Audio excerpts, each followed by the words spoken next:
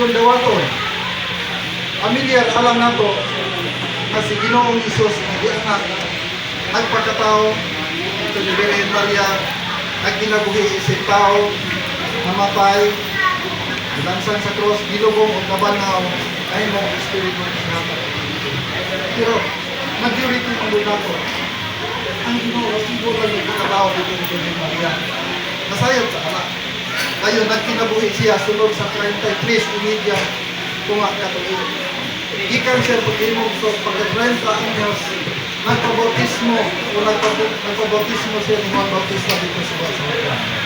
Kung sa may purpose, para to sa hingpit na pagkamatarong sa Diyos at ubangan sa tao. Ang iyahang pagkinabuhi, taas-taas, kay nidugol siya 30 katuloy. Amen? Ngayon, human anak, doon na lang tulong tunga. Tulong niya ang pagkamalang.